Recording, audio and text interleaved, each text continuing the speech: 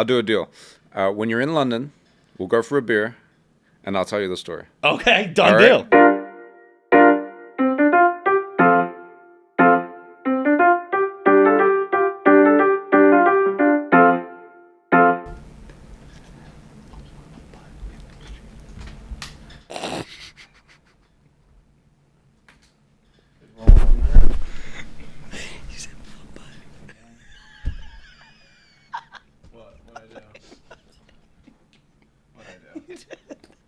You didn't do anything.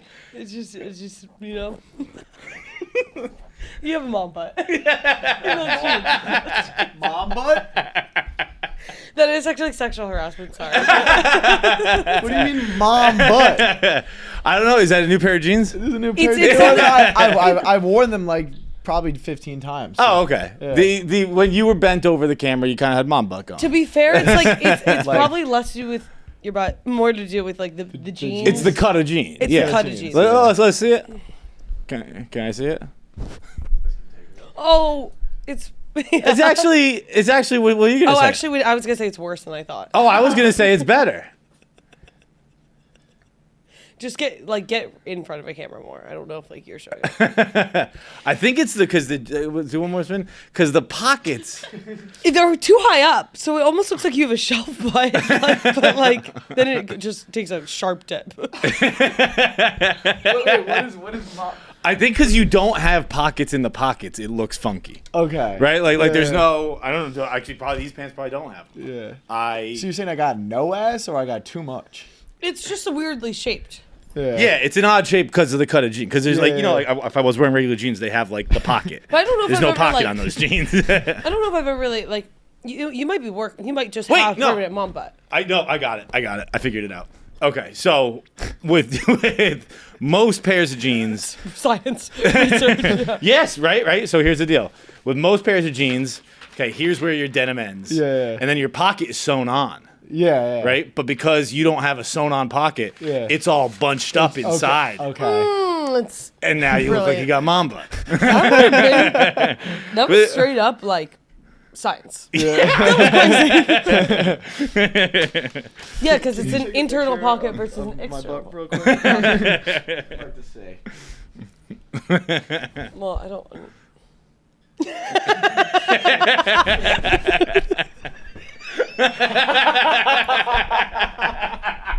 And it's your stance too. That's mom butt. Yeah. You know, you also, while we're just like critiquing, Let me hear it. the way in which you walk is like what you fast walk is it's all leg. It's all leg, and you don't move your upper body. I know. at I've all. noticed that. I've seen pictures of myself walking, and I'm like, we gotta fix that. It's not bad. It's just like Yeah. let your core do some of the work. You know, it feels like your legs are like kind of. Engage your core, dude. Come on. I just feel like you're gonna get tired. Like, you're gonna tire yourself out. Yo, we started this show off. We're like, yo, just straight up, hate the way you dress, hate the way you I hate the way you walk, hate the way you talk. All right. Yeah, what these out there today? That was funny. No, you can't throw them out. You can't throw them out. Sorry. No. You might have a permanent mom butt. It might not be those jeans. Like you might just It's be the those- jeans because of the science. We did the science. The science is sound. We did the science. The science checks out. Yeah. Like you got a Oh, pocket that's- crunched up Smart Michael between would be your so butt. proud. Smart Michael would be so proud. Michael. Oh, it's the mom butt. I get it. See, turn the pockets. The pockets are inside.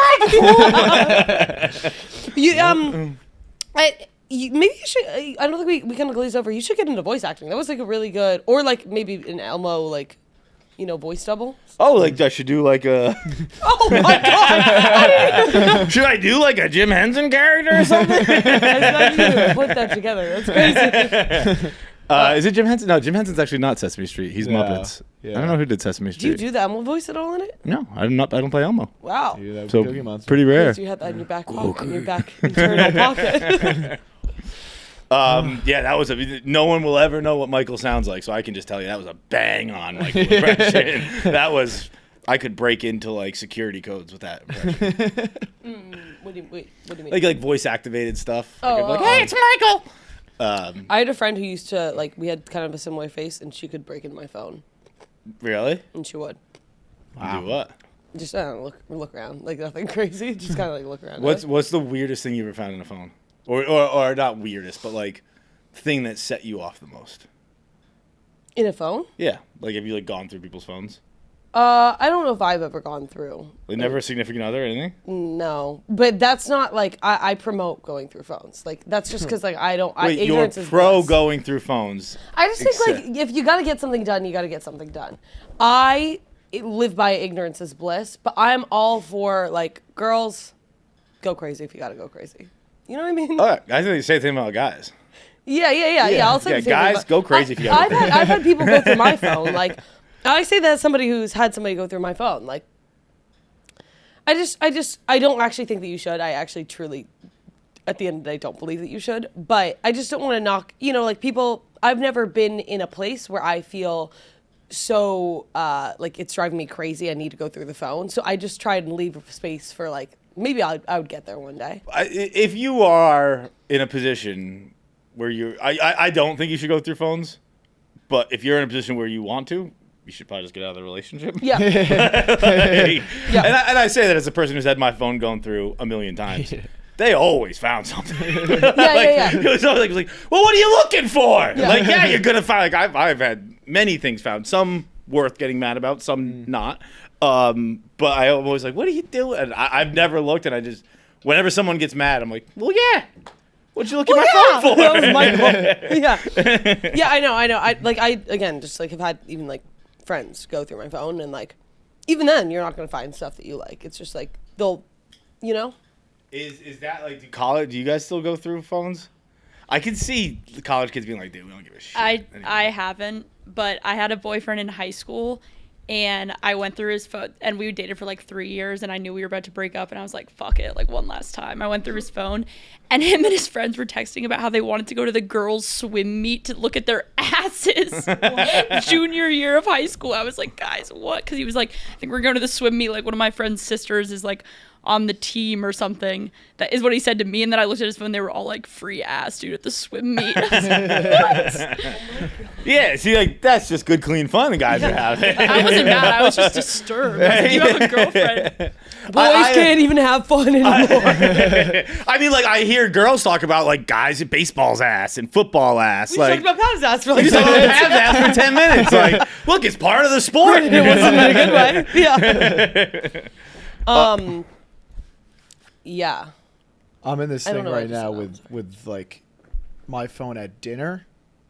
Like dinner, your phone should be in your pocket, but I don't ever like having things in my pocket. Like, let's say you're out with a group of people, but then like putting your phone up is like your notifications are gonna pop up. Yeah. Yes. I have nothing bad coming across my phone. It's just like every time, like there, notification just happened, everyone's eyes go right there. Yeah. But putting it on the other side is like, Sus. oh, you have something to hide. Yeah. Yeah. But I don't like have my phone in pocket because I'm just always wearing pants that like apparently my ass looks bad. But like, so I'm in this thing like, what's the right way to put a phone on a table? Should it just be completely off the table? Should it be up or should it be down? I'm an off the table guy. Yeah. Back in the day, I used to be a face down guy. Face down guy. Yeah. But I never got notifications. So Okay. like when I was a face down guy, I wasn't hiding anything. I was Yeah. strictly preventing the light from going on. Yeah. Because that's exactly it.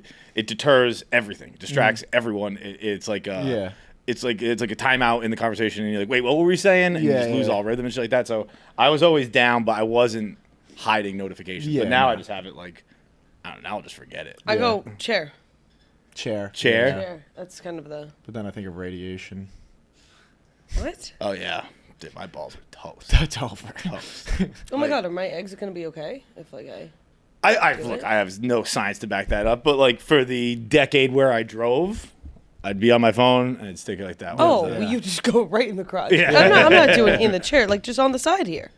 But that's like most chairs don't have sides like that. Most chairs you got to put it in between the crotch. But it's also like What do you mean? there's not a huge difference between There here and then there. here Yeah, and no, here. either way, like you're not either doing way, it we're again. getting. I just want to say, like, unless your ass is taking up the full chair, which we know that that's not the case for you, there's always some like phone room in a chair. I would like it known that my whole life I've been told I got ass. Yo, you got nice. That's why it sticks out. And even in the pants, it doesn't look bad. It looks better, maybe. It's like rotund. It's got, you know what I mean? You had ass, like, but it didn't come out the side. I don't know if I've ever seen the word rotund used. Is there a pen up there? Can you throw me a pen? Yeah, but I need it back. Throw over here, Charlie. Thank you. That was just like She throws just like me. She like has the same size hands as I throw, I me. go like, that's the only way I throw. Kevin leaves, we're just throwing shit around. I don't know where that went. Steve, I was not going to hit you. That'd be funny if we just nailed Steve. Oh yeah, pat his ass. Okay. So normally, right, you're like this, and you just got a little shake. That looks like. Now we're like this. Oh wait, I did it wrong. Wait. I look like a wine glass. Oh, this is legs. Those are his legs, yeah. His hips put out further than his legs, is what I'm saying. I have birthing hips. I see what you mean because it's the shape of the G and has more. There's more cushion in there. You got more cushion for the pushing right now. Seriously, it's like the meme with like the guy drawing on the like chalkboard or whatever. We should name this title, the episode, like the Pavs ass equation. Yeah. This is like a scene in the movie where like a scientist is like, I've been working all night. Wow, this is a really dumb podcast. What else is up? Oh man. Last night I was hanging out with 6 friends, and we don't have Bit cable. popular. I know, it's like whatever. On a Monday night. So, Yeah, that's can you crazy. believe it? Yeah. And we don't have cable or anything like that. Couldn't throw on just like something in the background. Didn't want to really throw on music. So I was like, I'll just throw on a movie in the background. I was like, what's the best movie that you could play on 5 volume and just like let it play, and every couple of minutes you go over like, look, oh, it's a great scene, go back to it. I did Crazy Stupid Love, and it was an absolute hit. Conversation kept flowing, but every like 15 minutes we popped up, great scene. You know, Ryan Gosling looks great right there. If you had to pick one background movie just to hang out to, what would it be? I'm a prisoner of the moment right now, and it's just because I'm doing it right now, but Complete Unknown. Complete Unknown. Complete That's a Unknown. great one, yeah. I've watched Complete Unknown. I've watched it probably twice, really watching it. I've probably put it on my TV 15, 20 times. Because it's just like if I can't think of something to do, I just pop it on and I'll like flip through a magazine or something. Because it's just like 30 cool music videos of great songs. Like, all right, that's a pretty good one to have on. There was one summer where we did basically every summer, like when I was young, we never had cable on like any of the shore houses, but we'd have a DVD player. And one summer we just had, honest to God, it was 24/7. We just had Laguna Beach running. Laguna Beach. That was fish in a barrel. Dude, Laguna Beach on your shore house TV in 07, 08, whatever year it was.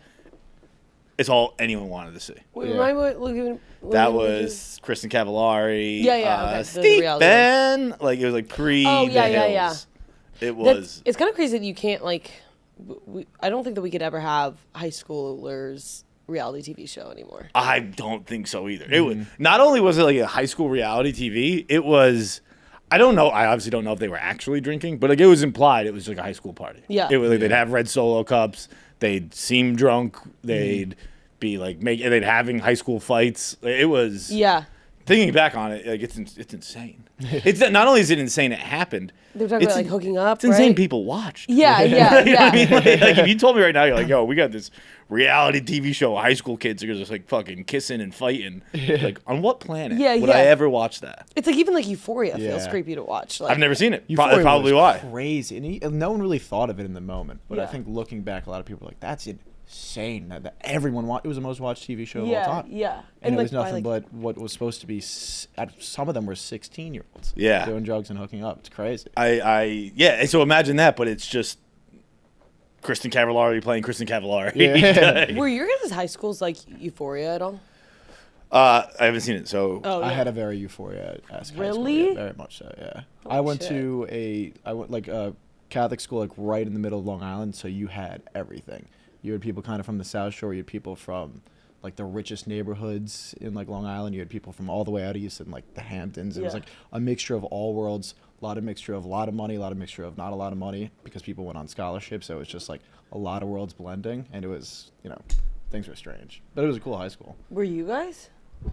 Like What a is it? What little is a bit. Euphoria high school like? Just like an intense, like people are doing drugs, people are like wearing like intense stuff to school, like people are fucking. I mean, like not. There's always gonna be people fucking, but like I don't know, just like intense drama. I went to a public school, but in Chapel Hill, so it's like really rich parts. But also, my school had the #1 achievement gap in the entire country between the white kids and all the minorities at the school, and there was like race wars often. Oh god. Like we had kind a of race war my first Yeah. week at school. Yeah, it made the news. I don't too. really know in Yeah. Euphoria if there was race wars, What? but there were at my Yeah. school. What do you mean a race war? Like people would try to beat each other up for no reason other than them oh being. my god. Yeah. Yeah. That and happened at your school drugs. too? Well, yeah. I don't know if we can keep this in, but the first week I was there, they had a senior dodgeball tournament, and the black kids teamed up with the black kids, the white kids teamed up with the white kids, and then the white kids brought in a Confederate flag. What? I You don't could cut that, people but would yeah, wear that Confederate happened. flags That made, like, the news shirts big at my time. high You could look school, it and up. it was normal, and you wouldn't get kicked out. People like literally would wear Confederate flags on their shirts at my school, and people brought guns to school. sometimes. What? I went at my public middle school. We had to bring clear backpacks for like 6 months because people kept bringing weapons to school. What? The South is like real, like it's like actually like. I went like to school that. in like not a good my like whole childhood. I went to school that like not bad schools by any stretch, but like the town I'm from isn't supposed to be a great town. Everything you guys are saying sounds insane Yeah, to no. me. This makes my school just sound like weak shit. But also, I mean, I guess we had like 3 black kids, so. Yeah. Did you guys have like There cops wasn't in your really- school, like walking around? Ever? We You had didn't have, like- security. Yeah. Yeah, we definitely had security, ex-cops, kind of like what we have here. You know who brought in the Confederate flag? This definitely has to be cut. No way. Hilarious. He kind of gets a pass. I don't know why. Like He was the it's, one who it's said like, that. yeah, you've had a hard life, Yeah. dude. But yeah, a little bit of Euphoria in my high school. The high school also makes it okay. So yes, I guess we should just pull up like the voicemail. But I accidentally saw a voicemail. Not accidentally. I just like was clicked on a voicemail yesterday, and he was saying, I guess I should just like play it. But it was like, which age are you choosing? Yeah, wait, go drive. And then go. The black guy. Sorry, I was gonna try and describe it. Sorry, what was That's a perfectly fine way to describe it. That's the smug, the black guy. Yeah, I'm American in the middle. Yo, KFC Radio, fights, Jackie, what's going on? I have, and you guys have probably heard this before, one night age scenario, right? There's 4 ages. It's just for a night, 24 hours, right? 1, you can be 17, right? It's a Friday. Parents are gone for the weekend. You're throwing a party. The only con is you're scared you're going to get caught, cops, etc. Right? Second scenario, you're 21, you're in college, class ends at 1:30, you're playing PlayStation with the fellas, you're going to a mixer, that girl from accounting invites you, things might get crazy, but you only have like $16 in your bank account and you're just a college student, right? Third one, you're 25, you're grinding all week, but it's Friday, you text all your friends at 4 p.m., it's fucking Friday, you go to the club, you got $60, you're grinding, you're in a sweaty bar, you're bowing to get through, right? You're just trying to get lucky by the end of the night. Fourth, you're 32, you don't live near the city anymore, you're in the burbs, you're going to a winery, you have more money in your account, but your life's a little bit lame, right? You can do for one night what age you picking? 17, 21, 25, or 30? Love to hear it. You kind of fucked the 30 but okay, here's what I think. And this is recency bias, but I raised you. Well, I guess you could be any age of this, but like 25, share a house. Again, this is seriously just like this past weekend. You go to the beach in the day, You have a few beers on the beach.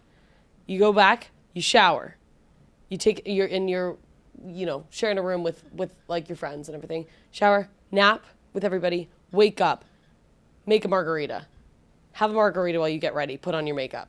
Okay, well, you guys won't get that. But like seriously, one of the greatest joys in life as a girl, having a little cocktail while you put on your makeup. Then you go out. And that's it. Okay. Perfect. Literally perfect. That's what I did this weekend. Like I'm like, seriously? Jersey, literally Jersey. No, but I That's feel- literally August. The makeup cocktail okay. has to Yeah. go. What? You as a lady, you gotta get rid of it. You don't understand it at all. Then. You don't understand how long you guys take. Wait, I don't think that has to do with the drink. It is though. the most. I understand. It is the most like unoriginal, like said a million times, crazy thing that women take forever to get dressed. I understand that. 100% of the time, I am sitting there waiting for a woman. Like it can be my mother, it can be my sisters, it can be anyone else. Like it varies, but 100% of the time, if I'm going somewhere, and it's never long. It's like 5 minutes, 10 minutes. But like after 15 years, you're like, can you just start 15 minutes early? Can you please just start 15 minutes early? This has been happening my entire life. Just start 15 minutes earlier. But I will say, every time a guy's waiting on me to get ready, whether it's my family, whatever, they'll be like sitting around like, oh, waiting, whatever. And then I'm like, okay, I'm ready. And then they have to put their shoes on. Yeah, well, Yeah, that's that is And then I'm waiting on them. So why don't you that- put your shoes on? You know what? That's a very fair, and it's also like, I don't know. Speaking as a guy, I'm like, I don't know. They're not going to be ready, so I'll just wait. I just put that on as I walk out the door. But then it's like, why don't you just put the shoes on 15 minutes early? But like, it's not always my shoes are usually on. It's my jacket, and I'm like, well, I've been sitting here, and I didn't want to get it wrinkled. But that it always does leave you guys the last word. Where it's like, well, you weren't ready. It's like, no, I've been ready. yeah. But also the 15 minutes thing, like getting ready 15 minutes earlier, that does not matter. Because no matter what, if we have to leave at 4 o'clock, you're going to leave 15. You're going to, that's 4:15 to you. No matter what. Yeah. Because it doesn't matter if you start earlier, they're still going to take the 15. If I start earlier, I'm just going to take my time. But Yeah. yeah. can I ask why? It's so fun. Not But only am I gonna- think about all the other people it's affecting. Like, can one- you, one person that it's we, affecting 10 No, of but their we had an minutes. agreement with 10 other people that we had dinner at 4. Those situations, I'm not late in those situations, so I can't speak on that. The- but just it- taking a long time. Every time I was just sitting there and we're like, and this I'll say this, it doesn't just happen to women, it also happens to Eric Nathan. Eric Nathan will have you sitting there for a half hour. It's just like, dude, where the fuck are you? Because I'm actually not like a punctual person. I'm not like offended, like you were disrespecting me. not until it gets to a point. Yeah. And then it's Yeah. like, well, okay, you just clearly don't respect my time. Yeah. Yeah. Like it gets to a point where it's like, yeah, you're 5 minutes late. That fucking happens all the time. No big deal. But when it transcends decades, Yeah. you're like, I think you're doing this on purpose. I think you've realized what's happening. I am definitely like I try. I just don't.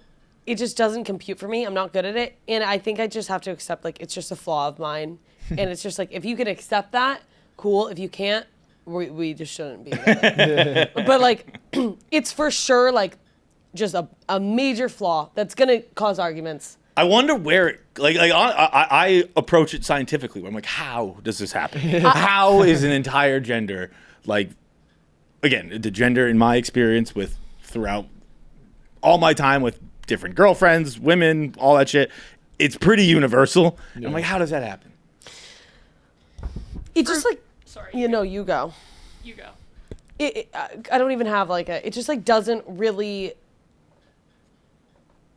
Like I think it's almost like I'm gonna. I don't know. You go. What I was gonna say is that, like, when I'm getting ready to leave and I'm doing something for a while to get ready, by the time I've finished that thing, there's another thing I have to like do. Like, if I'm drying my hair and I'm having a drink, then by the time my hair's done, I have to go get another drink. And then by the time I'm like ready to leave to put my shoes on, then I'm putting my shoes on, and then something in my outfit got messed up when I was putting my shoes on. I thought of it, and then I have to go change it. It's like stuff just keeps coming up. There's But- too many factors. It's like oh Yeah. fuck, I smudged my and eyeliner. one thing 10 messes up minutes. another thing. It's like, Yeah. oh, I spilled a drink on myself because I was making a drink. But you've done this every weekend for your whole life. So you should get used to it at some point. I'm used to taking 15 minutes longer. But that's what, like, just I'm used to that, though. wouldn't you be like, I don't know, we should be on time for everybody? But don't you feel like sometimes when no. you give yourself a certain amount of time, like, it doesn't matter? Like, sometimes when you feel like you have too much time to do something, you end up just being late. In fact, because you think you have so much time. I'm gonna be late, and I'm gonna have weird like winged eyeliner, like blue sparkles on my Yeah, face. yeah, then yeah, I just start yeah. adding shit, and I'm like, I need those sparkles. But I see, like, how does your day get mapped out? Like, when you wake up in the morning, this is to anybody. When you wake up in the morning, how does your day get mapped out? Like, do you not think about it a completely valid way? I do. I really like don't know where the time goes. I just like can't. I can't. Like I'm just like not. I don't know. I've just never been like that kind of like timely person. That's like, and like I understand it's so annoying, but like I wake up, like I'll work out, I come back, I shower, like then I make breakfast, then I get ready, and then like by the time it's already like I woke up at 7 to work out, and then it's like 11:30, and I'm like, oh my god, I'm really late for work. Like, you know, so I don't know. I don't know where the time goes. If you're gonna trade crypto, do it right. Don't do it on sketchy platforms or sketchier customer service or no customer service. That's why we only trust Kraken. Kraken lets you buy, sell, swap over 300 cryptos without the lag, without crashes, no clownery. All the C's, all the bad C's, they're out. The good C's, crypto, that's in. You can buy crypto manually. That's old school. Okay, buying crypto annually, old school. Recurring buys, they let you automate your investments so you stack sats without even thinking about it. It's DCA done right. Buy more when the prices dip, less when they spike. Link your bank in minutes, set it, forget it, and let your portfolio grow. Kraken Pay. You want to talk about Kraken Pay? Good, because I do too. Instant crypto payments. No more I'll Venmo you later excuses. We all have that friend. We all have a lot of those friends, to be honest. Whether you're covering a lost bet, splitting the tab after a night out, sending funds for the next wild adventure, doesn't really matter. Kraken Pay lets you move money instantly with zero fees and no banks to hold things up. Oh, and refer your friends. That's a big one because Kraken will hook you up with $200 in USDG just for spreading the love. So quit waiting. Head to kraken.com/barstool. This is not investment advice. Crypto trading involves risk of loss and is offered to U.S. customers, excluding Washington, New York, and Maine through Payward Interactive Incorporated. Speaking of makeup, girls have to have some respect.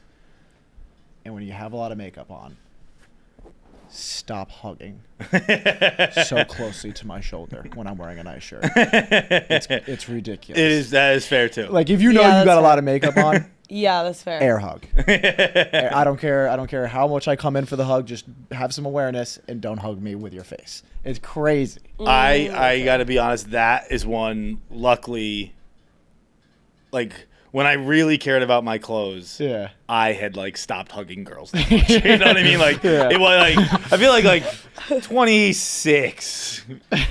It's like you can stop hugging me. You know? You don't have to touch me. Do you think it's like a correlation? Like girls start thinking that you're gay, so then you stop like talking to girls. And hugging girls? I think girls always thought I was a little gay.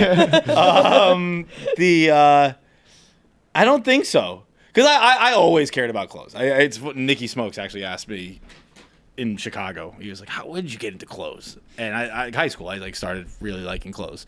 But I didn't start wearing clothes that I really liked until I was like older and could afford them. You know, Yeah. like I always liked clothes and I would do the best with what I had. Yeah. But it wasn't until like I was a little older where I had clothes that I was like, I don't need a fucking shit stain down my chest right now. Yeah.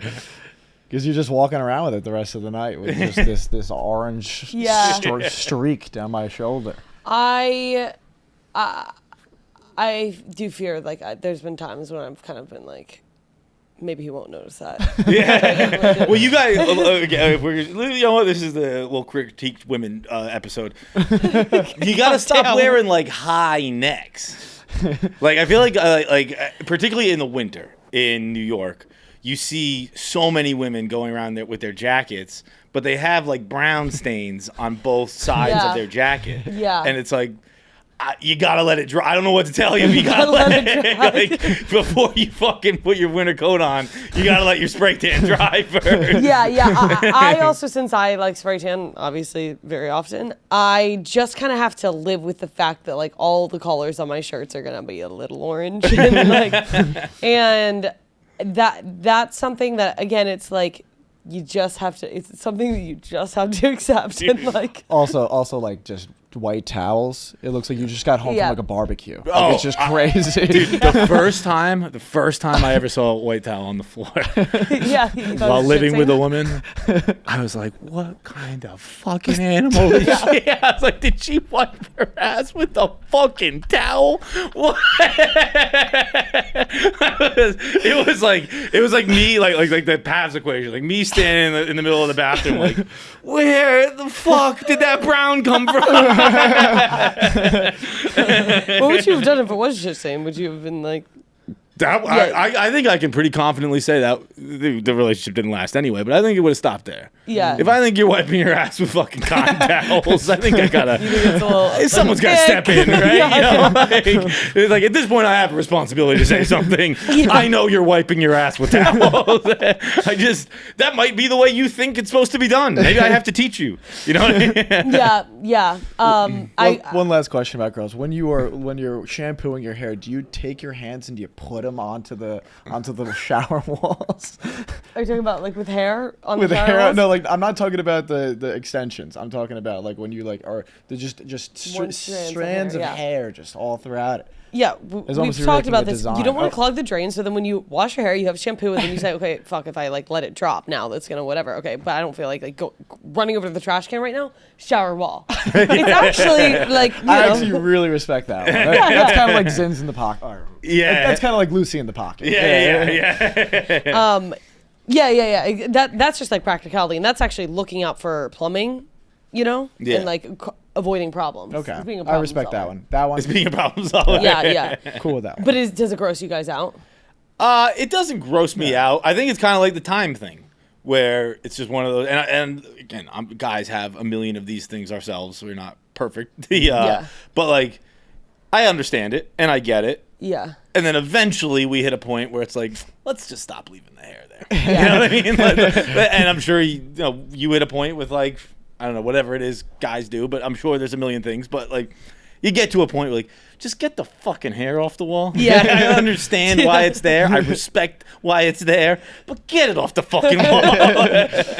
I was just trying to think of like, you know, gripes that I have with Oh guys. yeah. Yeah, So now it's your turn. Yeah. like Okay, the well, hair. actually, I thought of the opposite. But I'll get back to the gripes. But this was like I'm having like weird niche turn-ons recently. Not like turn-ons, but like the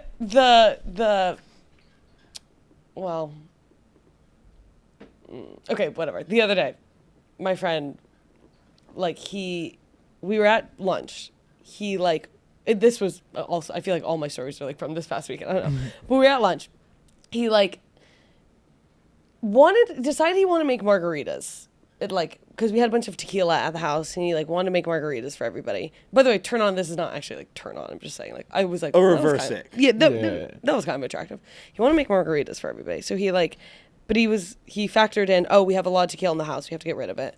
And so then he asked the waiter, he was like, do you guys have margarita mix? Can you sell margarita mix? And the waiter was like, no, like, but maybe we could like bottle it up for you. He was like, yeah, can you like bottle it up for us? And like, and then he was like, do you have tahini? And they were like, no, but we can like pour it on the side. And then he like poured it on the side and like got that. He got the margarita mix, he got the tahini, and then came back to the house, like blended up these margaritas, put tahini on the rim for everybody, like, and then like just ended up like serving to everybody. Just didn't like, it was the way he just like so casually like thought about it, but wasn't like trying to get any kind of like, it was such like a dadism where I was just like, oh my god, that was so attractive. Yeah, I you're just don't describing even- handling shit. but handling shit is exactly, but it's like handling shit in a way that's like going kind of above and beyond in such a nonchalant way that's like you're thinking through things that like kind of would be obstacles. Like I would have just stopped at like, oh, you guys don't sell margaritas to go. Like, no, fuck it. Yeah. But he was like, no, let's get the margarita mix because then we can also like get the tequila and add that in and get rid of that tequila. Oh my god! I was like, holy fucking shit! By the way, There have nobody been three fucking. times during this story I thought you were gonna pass. I was just like, why is this talking about? Like, then, like not some whatever. Also, nobody fucking clipped this because if my friend saw that, he'd be like, what? But and then it was like there was other things where it was just like this could sound like I look really into my friend, whatever. And then he like the cooler like. He was like overthinking, or like he already had planned like how we're gonna get like a cooler from the beach. And it was just like the most. It's. He called the Uber later in the day. All right, I got bad news for everybody here. It seems like Jackie's in love. it sounded like you're just describing being over the moon about anything this guy does. I'm just like he's nice. Oh, and the way he wore a shirt, I must tell you. No. Like that's not like I wouldn't have said that if I was like I'm in love with him. Like it was the way, like it was the niche, like above and beyond thinking one step further where I would have stopped.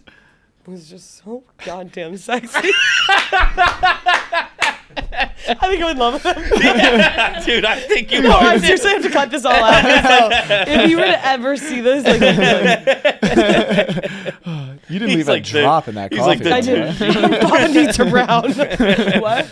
I was just repeating him in his head, like listening to this, like the tagine. He's like, for my whole fucking life, I've been doing sit-ups and trying to make money, and like learning how to dress, and reading GQ. All I needed to do was fucking be like, you guys sell margarita mix? I'm sure guys listening are like, wait, so what do I have to do? Handle Yeah. shit. That's what you gotta do. You gotta handle shit, but it's in a nonchalant way, like that you can't be doing it for like, oh, this is gonna make everybody seem like I'm handling shit and I own this place. Yeah. It was like a not in like a big dick way. No. You know? I completely get what you're saying. Yeah. Like because I can see Handling the kind of shit is- person yeah. who would like make it a big deal Sure, and yeah. like they'd make sure the table knows like don't worry guys, I got it, and like Yeah, it would be yeah. like a big thing. You'd be like, just shut the fuck up, none of us even want the margarita. Yeah. But if someone's casually doing it, you're like, yeah, I'll fucking drink a margarita. Why Yeah. not? Yeah. Being Anyways. nonchalant about it. Nonchalant, responsible. handle shit. Yeah. I know what you mean because the other day I was like over the moon for one of my guy friends because he called a restaurant to add one person to a reservation. Yeah. And I was Oh my God. I'm still thinking about it. This is gonna be like audio porn or whatever for all the girls. Like, Yeah, but the funny thing is, it was started with complaints. yeah, I know. And it was like, ladies, do you guys have complaints? Like, you guys just fucking are awesome. You'll call restaurants. You'll talk to waiters. Like, What what would we do without men? It's like seriously like the bare minimum too. It's just And- like we're just describing men like being kind of nice. But the funny thing is, like, both of those stories, I would not do. Yeah. like, if you're looking for that kind of man, he's not sitting in this seat. Yeah. I would do, if I wanted the drink and I wanted that the margaritas, I would do the margarita. Okay. I guess I might call a restaurant. I've kind of become like the reservations guy, so I'm more apt to do it now than I would have been years ago. Yeah, I feel like it's like a maturity thing that I've like. I don't know if maybe also I just got mature and I was like I didn't recognize this in guys, this level of like effort in guys before, because like it didn't really. I was just kind of like going for the fuck boys. Yeah. And now I want like husband, whatever. But or if like men are getting more mature as they age.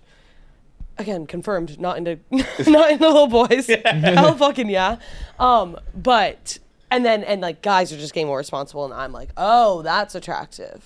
I don't know what came first, chicken or the egg type thing. You just said something that was interesting. You were like looking for a husband. Yeah. Is that what you would like? Obviously I would imagine you're not there, but like, do you have? I guess, and this is a question to guys too. Like, I've never had that shift where like, I'm looking for a wife now. I'm looking for I'm just looking for someone with a fucking good time. Yeah. Like, is that? I think that since I attract so many crazy people, and like they just kind of latch on to me, and then like once they latch on, like I just have I get like kind of claustrophobic with people because like I've had so many people like latch on to me, and then I'm like too nice to shake them off. So like I don't like to like let anybody in until I'm like I've like scanned them, you know, and confirmed like you're not crazy. I'll let you in. You can like latch on to me. But like amidst that scan, I'm kind of like, okay, what I'm scanning for, I guess, is like not husband material, but like, would I want to spend a lot of time with you material? And it's not like I'm looking for marriage right now, but it's more like crazy people love me. I would like to avoid crazy people right now. So much younger. What? As someone who has a similar affliction, you're much younger. Figuring out that I don't like crazy people. Figuring out that you're like, I don't really want to deal with that anymore. Yeah, thanks. It's just like I don't like feeling anxious. I don't like feeling like scared. Did you like it? No, I never really have. Like No. I think also like I guess that's you said a word there that was an important difference. Like I guess I was scared, but never like scared. I was like, I'll be all right. You know what I mean? Like I was never. I guess with you, a reversal of the gender, fear probably plays a bigger factor. I have friends who like also attract crazy people, but they like aren't anxious and they like the crazy and like are kind of fine with it.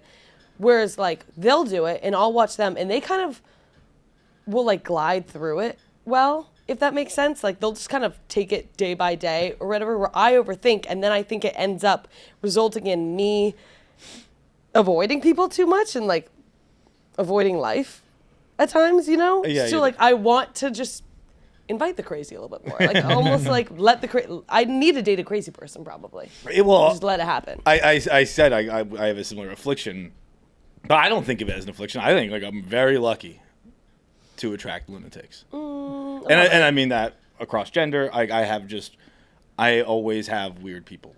Yeah, and I like that. Why do you think that? I don't know. I like this is.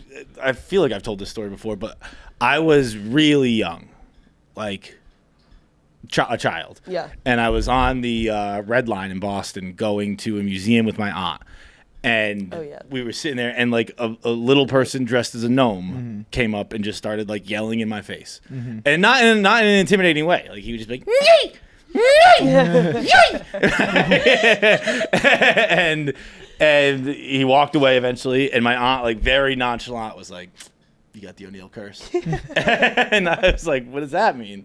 And she's like, "It happens to some of us. Crazy people just they're around us." and I was like, "Okay." And again, I was so young, I never even thought anything about it.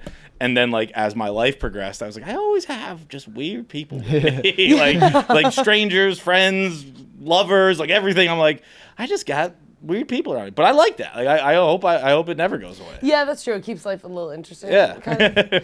Yeah. I mean, I've said this like too, but I feel like sometimes I'll tell a story of like, oh yeah, I had this interaction today. My friends will be like, what? That's really crazy. And then I'll be like, oh. Every single day I have an interaction that people would go, what the fuck? Stetson Legend is a warm, sexy, addictive, and captivating fragrance for men. It is inspired by the American West. Stetson Legend, it's powered by notes of upcycled cedarwood and wild desert sage. The bold and refined fragrance also combines citrus, prickly pear, and black pepper with mesquite and worn leather. And it is anchored by a rich base of sandalwood for a lasting, sophisticated finish. That right there, that's what a man smells like. If you don't smell like that, you don't smell like a man. Best way to fix that, Stetson Legend. The scent embodies modern sophistication and luxury on top of masculinity. It was created with the same level of care and attention to detail as Stetson's legendary hats and boots. It also has a higher fragrance concentration than a typical men's cologne. That means, of course, it'll last longer. You don't have to worry about being out. What if you start stinking? The bottle looks and feels really expensive. Stetson Legend is packaged in a sleek, curved glass bottle with a hand-applied black gradient that reveals the bottle's signature amber hue.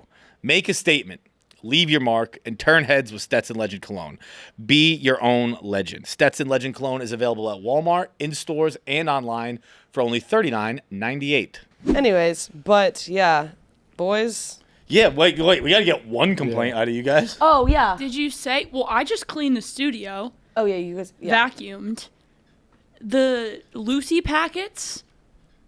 I mean, it's fucking crazy. That's a fair one. That's a fair one. It's crazy. And I'm used to it. I literally could clone you two from how much spit I touch, probably.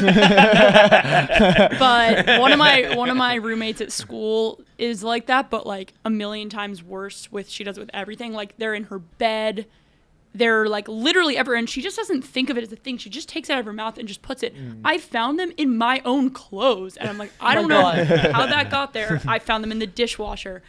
So, like, do you guys think about it when you take it out? Or are you like, I'm gonna throw that away? Or are you just like, psh?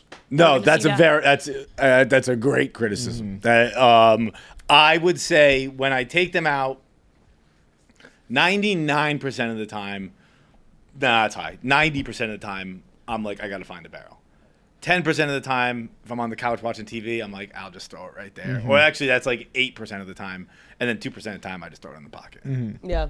That's disgusting. It's gross. It's the same one in my thing as like pocket right when now. people pick their nose and then just like wipe a booger somewhere. It's Yeah. literally the exact same. It's the exact same thing. No. That is, as far as like the criticisms go, that one's completely on point. That's very fair. You guys also, speaking of gross, like you guys are way too comfortable like taking a shit and like too early on in a relationship. Oh, I am Okay. for that. really? I'm pro that. Oh, really? 'Cause No. I feel like it's just like a respect thing. Like just fucking don't. I have an insane thing to say though. What? When I have to use this is a really insane thing to say actually. When I have to use the bathroom, I don't know which one it is, and I never know which one it is. Like my body What? doesn't tell me. What? Yeah. You just sit on the toilet and you're like, let's find out. Yes. Yes. Wait. That's What are so you talking crazy. about? What are you talking about? If I really have to do one or the other, I know. But like right now, I kind of have to use the bathroom, and I don't know what it's gonna be. Like It's true, guys, Russian and roulette. it's how I live. Is, So if I'm at the is there something bar- wrong with you? You get told doctor? I mean, I'm fine. I think I'm fine. But like, I'll be at the bar with my friends. And I'm like, oh, I have to use the bathroom, and they're like, okay, let's go pee. And I'm like, no, you don't know. I don't know which one it's gonna be. Like, So you don't like having a group of girls go to the bathroom? Yeah, yeah. I don't care. Guys, I don't know what the It's gonna be a fuck's solo happen. adventure for me. Yeah. That's why I'm saying I'm fine with what you said, because I just have to tell like my friends. I'm like, all right, I just pooped a little. I didn't know I was going to. Sorry. Insane. Yeah. Kind of similarly, I like since COVID, it fucked up my sense of smell, and I can't smell the difference between BO and Chinese food. And so sometimes I'm like, am I around Chinese food or do I smell like They BO? they smell similar. Yeah. I don't know. It didn't used to be like that, but I can't. I can't decide. Asian soups to me are like farts. I don't know the difference between Asian soups and farts. Oh yeah, Like that's. also a COVID. You got complaints Yeah. about guys? Well, soup and fucking soup and body odor are pretty similar. I'm also all the complaints with guys I'm trying to think of are like kind of too real. Like you guys are not good with communication.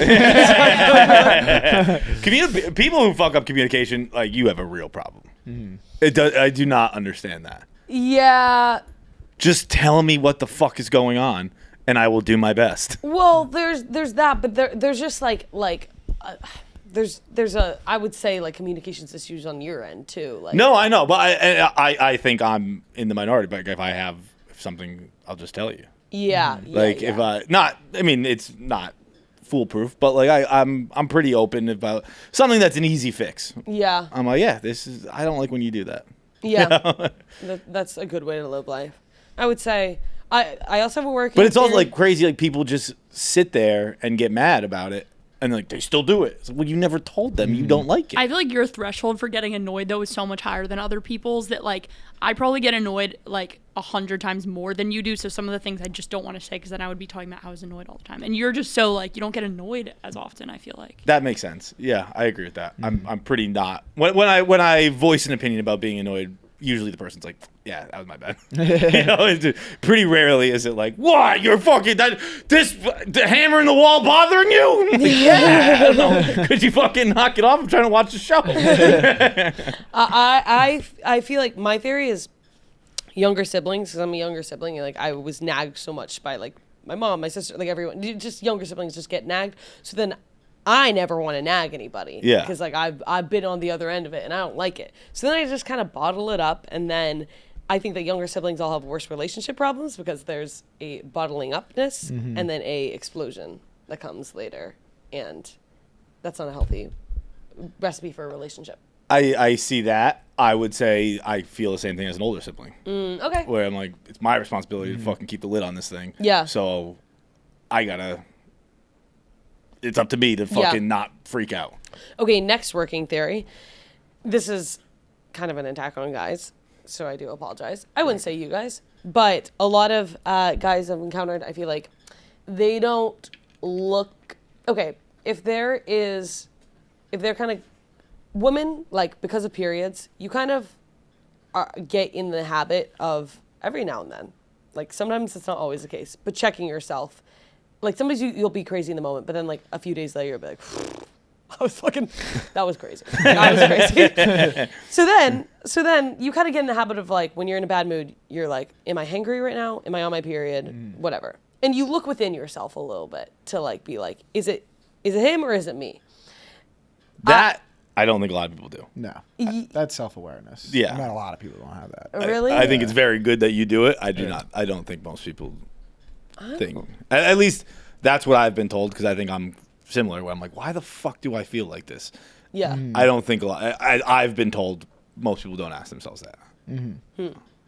Yeah, I feel like I've encountered some guys who it's just like they won't like yell at the other person, but they'll start to just like act weird and take it out. Well, I guess take it out on the other person, and then it's kind of like, well, you got to look within yourself. But yeah, maybe it's just a self-awareness thing, not a... Yeah, it's a very good trait to have. I wouldn't say it's a widely used or widely held trait, but I like agree with both of you. Like, I think it is just like a self-awareness thing, and like that. But I agree that like guys don't like do what you're saying. Like, I don't know. Like, I agree. Yeah. I agree with both of you, honestly. I was reading the thing the other day that basically men and women have similar cycles, but we do it every day, you do it every month. And I was like, oh, that's kind of like I don't know the terminology, so you guys might have to help me out a little bit here. But like when a guy wakes up, that is like how you feel the week after your period, where like our testosterone's at its highest. We feel fresh, we feel good to go, like blah blah blah whatever. And then now I'm gonna get lost because I don't know the other things, but like midday is where you guys are ovulating or something like that, and then at 4 p.m., 5 p.m. So like you're ovulating right now? And then like 4 p.m., 5 p.m. is like when our testosterone starts to dip, and that's when you're, I guess, premenstrual, and then when we're tired is when you're menstrual. Again, I don't know if there's any science to this, but I was just reading, like, basically it was like guys do the cycle that women do every month. They do it every day, which would make sense why, like, things with you are more highlighted. Like, our window is 2 hours, whereas your window is a week. So it's a lot more noticeable, like, oh, in this time of your life or your cycle, you have this mood, whereas you just don't even, you don't always see me between 3 and 5. Yeah. So you can't be like, oh, between 3 and 5, you're always like this. Do you feel like it's true for you, like the times of day or any of you? I don't really have anything to compare it to. So I don't, you know what I mean? Like, I've never experienced what you guys experienced the week after a period. Yeah, I guess. Do but do you feel like when you first wake up? Oh, yeah. Whatever, In the morning, your testosterone's pretty high. So like 5 p.m. At 5 p.m., do you like not want to have sex? Oh, we talked about this fairly recently. Like, we were doing the, like, what time we on average have sex, and it was either like 2 a.m. Like, my time, the most of my sex in my life has been at either 2 a.m. or 10 a.m. So my average is probably like 6 a.m. But do you think that's just because like you're busy during the middle part of the day? Yeah, for sure. Like, those are also the 2 times that you're like asleep a lot. Maybe not asleep, but like in your house. It's like those are also just the times where you're free. Yeah. It's like the Bill Burr joke that most shark attacks happen within 100 feet of the shore. And he's like, well, that's where the people are. Most attacks don't happen in the middle of the Atlantic Ocean because there's no fucking people there. It's just a numbers thing. Yeah. I feel like when I'm on my period, why am I wearing this? Okay. When I'm like on my period, like I'll like have like 3 days of like being like really horny. But, like, it spikes, like, in the middle of the day, like, at 12. Really? Yeah. So I don't know if, like, other people can I know relate what you to mean. that. Like, I have, like, the 3 days, but mine's definitely not in the middle of the day. Yeah, you're like, this must be what a guy feels like all the fucking time. It's really crazy. I would like to do a test where you guys get on testosterone. Yeah. I'm honestly curious. Like, I would like to see I have no idea. You might be like, this fucking rules, or you might be like, this is the worst thing. Well, this is like really like I make decisions differently. I you know, I move different. Is it Adderall? Like I feel like Adderall is what like testosterone feels like, kind of. I never liked Adderall. Oh. I don't know. I wasn't a huge fan of Adderall. Okay. I think I like testosterone. You get like really confident. Because when I take mine prescribed, I'm like, I feel like I can like talk to people, and I'm like, this is what like I feel like a montage of a guy in like a movie, like going throughout his work day is like how I feel when I take my Adderall. Yeah, I get that. It's like you're like. You like want to like get down to the bottom of stuff. Yeah. Like I kind of feel like Patrick Bateman when I take my Adderall. The rise and grind mindset. Yeah, exactly. Have you ever gotten your testosterone tested? Never. I'd like to see what my number is. Me and Kevin were supposed to do it years ago. I think for an advertisement thing. I've never. We had a Bella on recently. We were talking about. I've never like studied myself. No. Like I'm not against it. If you guys were like, hey, we're doing a segment, we're gonna test our testosterone, I'd be fine. But I wouldn't. I'm like, I don't really care. Yeah. Everything works. I don't need to check. I used to. I told a story on a podcast recently, but I don't think it was this show. I hit puberty very late. Yeah. And like I was excited when I finally did. Like I think it was my senior year of high school. Like I had pubes. Like not even like a bush, but just like you could see that there was hair growing. Yeah. And like the hockey locker room, kids went nuts. They're like, Feitelberg had puberty. Like, and it was weird. Like I wasn't like my size. Like I was a fully grown person, but I just still, I never had hair. I just didn't look like someone who'd hit puberty, except for my size. And like they're like, he's got hair, and I was so excited. Yeah. And I had a doctor's appointment, around then, and I knew he was gonna look at my dick, so I was like, gotta shave my pubes. And so like I just like raw shaved them, like probably didn't even have shaving cream or anything. Just like shaved it, and went to the doctor's. It was like my family doctor at the time, and he checked my balls and all that shit. And then as I was laying there still, he just gave me a pat on my stomach and just went, probably don't need to be shaving yet. Oh my God. And I was like, come on, dude. Like, we just had a party in the locker room over there. that I've definitely told this story before, but that reminds me of when because I didn't get my period until I was 17. So I was like about to go to college, and I like still hadn't got my period. So I like go to the doctor, and I was like, hey, like, what's going on? Like, I still haven't got my period. And she was like, hey, like, drop your pants for a second. She's like looking in there, and she was like, yep, you're good. You don't have a micropenis. And I was like, what? She said that apparently it's really normal to have a hidden micropenis, like that girls who don't have their periods have hidden micropenises. And I don't know, because it's like, they think it's a clit, but it's actually like a micropenis. Confirmed, I don't have a micropenis. I've said this before. But then she was like, have you like, then I think you just haven't gone through puberty. And I was like, brother, I just got a boob reduction. Like, there's no fucking way. So then she was like, wait, so you had a boob reduction before you had a period? Before I got my period. That's crazy. And then she was like, oh, then that means you're about to hit a second period. And I was like, oh, fuck. I have to go through this again. And then I did. And I hit puberty twice. And also, I want to reiterate, no micropenis. Can I ask, the micropenis, is it, obviously it's not visible, like, is it inside of people? That's what it seemed to have been. I think she was also just like, people I found don't the really... G-spot. She's got a fucking dick hanging like a bat. Like, I think... like, it does feel like a sponge. You're flicking a head around. I think that, like, also she was kind of saying, like, some people just don't check. I'm just thinking if, like, I think your G-spot just came in my hand. Oh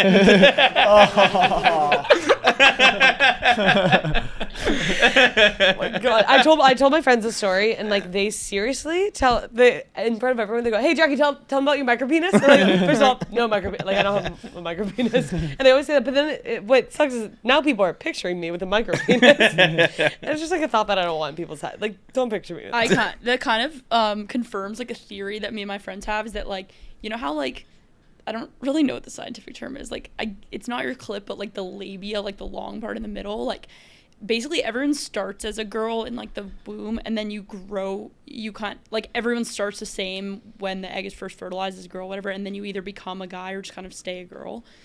And so you like grow a penis, and so like me and my friends did a little like experimentation, and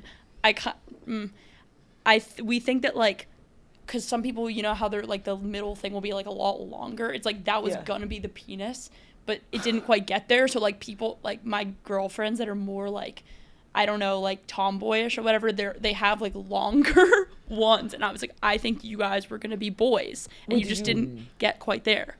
Oh, did you look it up, or is that just a theory? I looked it up. There's not much comes up when you're like, is my long labia, was it going to be a penis? Like, it's not, you can't really find anything, but that was a funny way to present the theory. You're like, yeah, I looked it up. I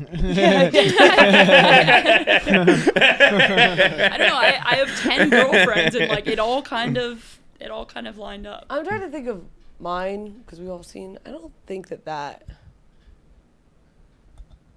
my friends would. I don't know. It's an interesting. Well, you have to theory. check the length of all your friends' labias to I do don't know, so. So you can't really know. Measured that out. Jackie's Yeah. got a fucking measuring tape like a tailor, like some Italian guy. Okay, Dom, take your pants down.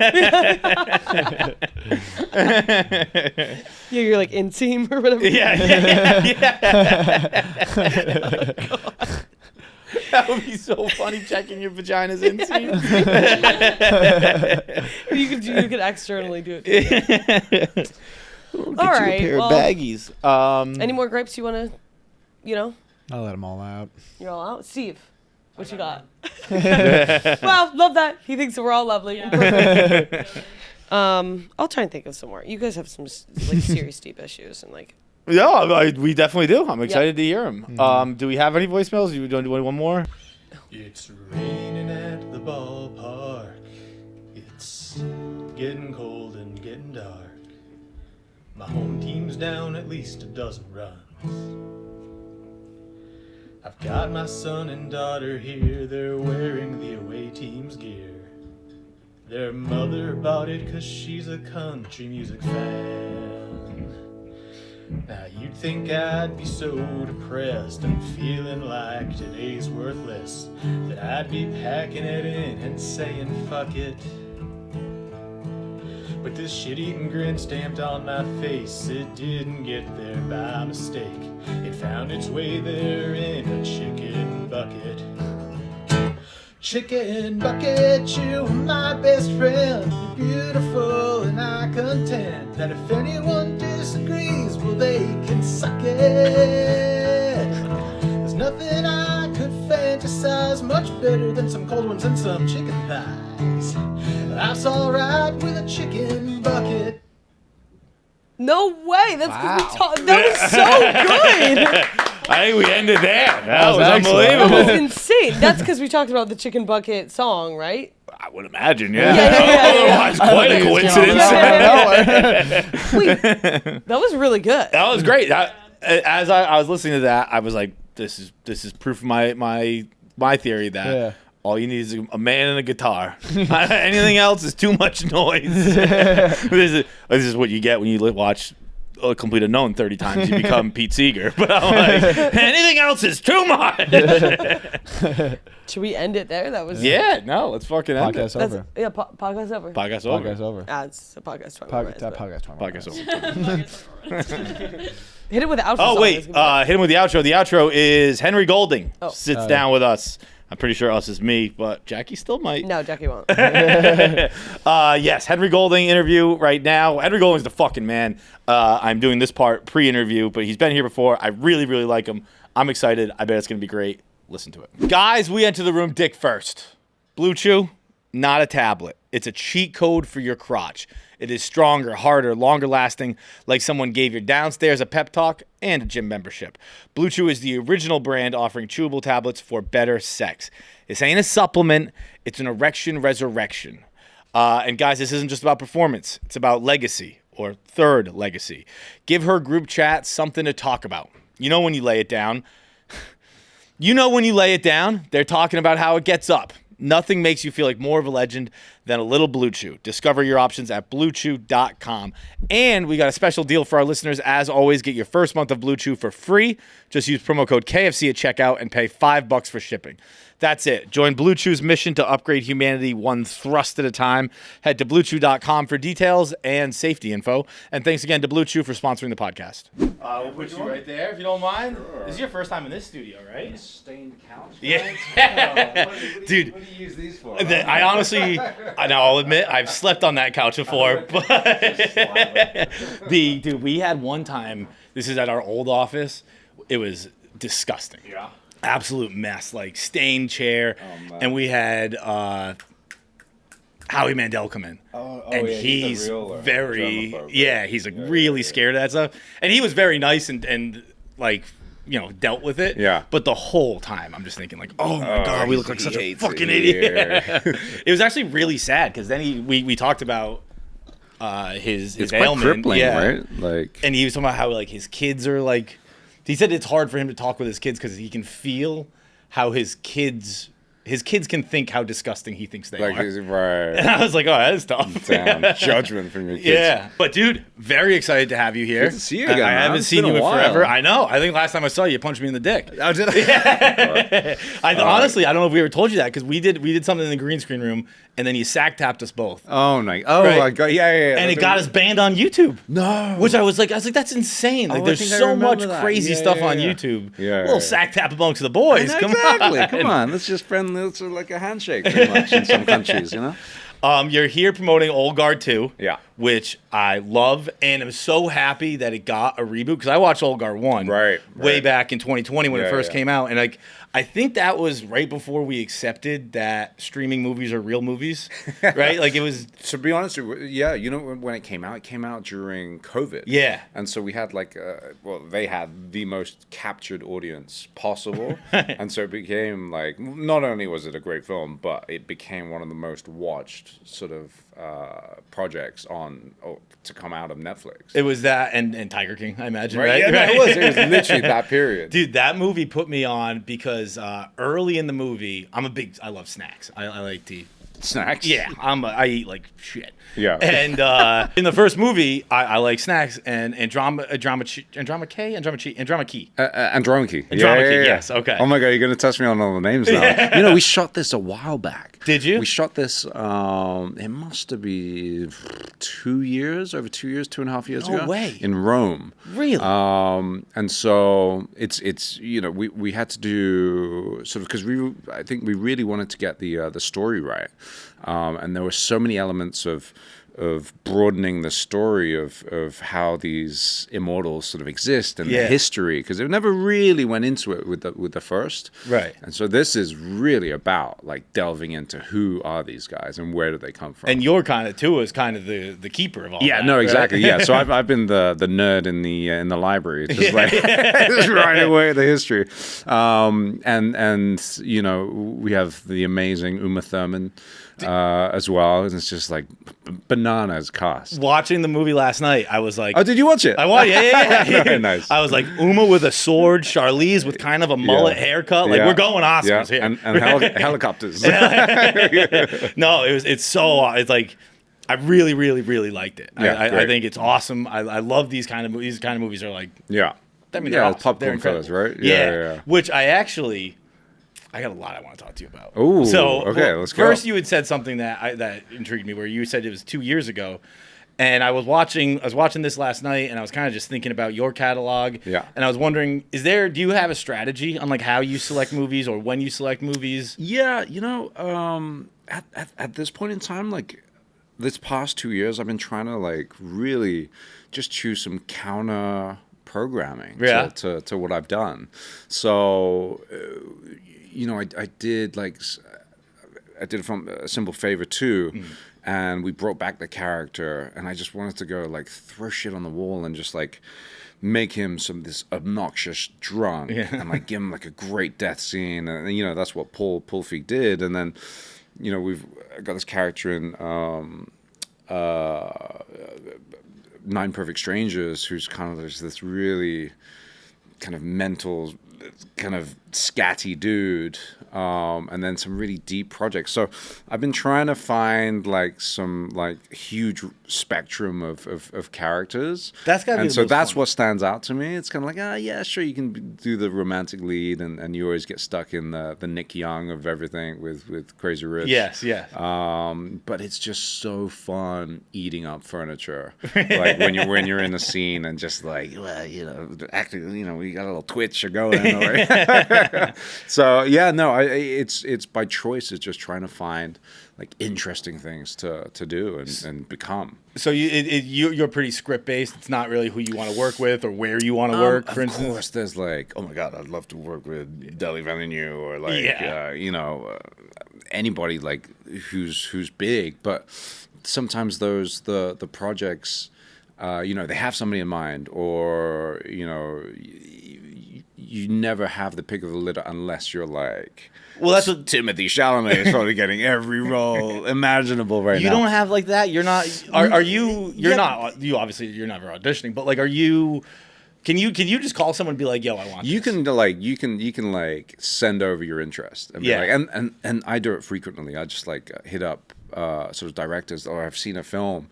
And I'm like, dude, I'm like a massive fan. Like, what have you got going on? So even someone in your position, no, 100%. Really? Like, I think majority of like the big jobs have been gotten just from like a direct point of like fandom. I don't know, really, because you kind of need to appreciate somebody's work, and so it's also, you can't be afraid of just like patting somebody on the back and say, holy shit, that was great work. Yeah. Did So- you have so- to get... And you saw how everybody turned out for like something like Sinners with Michael B. and Coogler.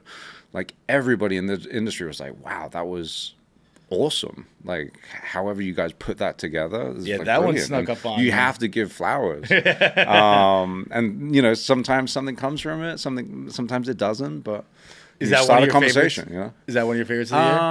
I think it's definitely like, I haven't been to the cinema much just because of kids and it costs an extra like $100 to go watch a movie. With the babysitting. It's and insane. so you kind of like you pick your movies, and that was one of them. But I really want to go watch 28 years later. I mean, that one... Danny Boyle. I mean, Alex Garland is probably one of the greatest writers that I love sci-fi, and his projects that he does are like phenomenal. What has he done? But he did Warfare. Warfare. He did Warfare. He did And then, Civil War. Civil War. He did Ex Machina. Yep. And then no, not Arrival. He did the original. He wrote the original 28 Days Later.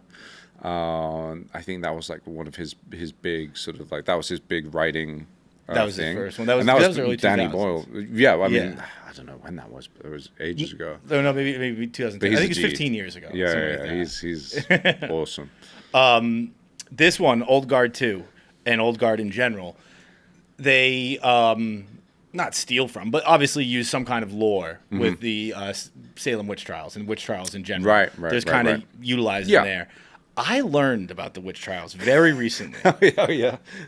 Do you know how many people died in the witch trials? Isn't it wild? It's like, I don't know how many, like... 19. No, only 19. And 5 were guys. No way. I was like, wait, what? That's crazy. I honestly, and obviously, if you're listening to this, because it's such Google a big everything thing, I say. right? It's such a massive thing, and I was learning about it, and again, I learned about it on Wikipedia. If you have real facts, don't listen to me. But I was reading the Wikipedia page because I had to, as like a lesson for some dumb thing we do at this company. Right. I had to teach my friend about something. Right. And I don't know. It was around Halloween, and I just picked the Salem witch trials because I was like, you that'll just be do fun. you have to do like a big sort of storyboard of Like this is basically what they do. teach him a like, school lesson. PowerPoint presentation. Yeah, Like, and I was filling in, and so I Googled it, and I was reading about it, and I was like, hang on, 19 people died? Like, that's crazy. I thought you were going to be like 19,000. yeah, those would be a It's like humongous 19 number. yeah, no. And it's very interesting because when we talk about witch trials, obviously we often drop the Salem. Right. But it only happened there. It's considered like one of the greatest cases of mass hysteria No way. in the world. And actually, It just I'm sorry, spread. There was one more. Happened in one town in France and happened in one town in America. Yeah. And that was the whole thing. And I was like, Wow. oh wow, that's That's not what I expected it to be. But with Old Guard, it's a little different. They're actually witches. Exactly. Yeah. I mean that the scene of her being put in the Iron Maiden, like in that first movie, and like falling to the bottom of the ocean and like gasping for air over and over and over again. Could you just I had sort of like just that freaked me out completely. That was really hard to watch. Yeah. I don't like typically she spent like however 5,000 years or however long, like just drowning. Oh Lord! Like I'm typically pretty good with movies. Like I don't get too like I don't get too grossed out. I don't get too scared. I keep a pretty even keel. Yeah. And watching that scene, I was like, just the idea of it. It's so a graphic. Nightmare. Crazy. I had a question for you where, like, you look very handsome today, as you always do. Thank you, sir. Thank you. Like, when you're traveling, are you bringing Henry Golding's clothes, or are you getting hooked up? Yeah, no, I have, like, I have a little spread of, like, things that I put together. Yeah. But I'm actually repping the Bandit. It's a New York company. Oh, no kidding. I'm really friendly with the boys who started it, but they've got like some great stuff. So dude, that's once in a while I get some like nice things. Yeah, well, I saw you on the red carpet at South by Southwest, and like it wasn't an ascot, it wasn't a cravat. What was that? it was that was Emporio Armani. Like they had.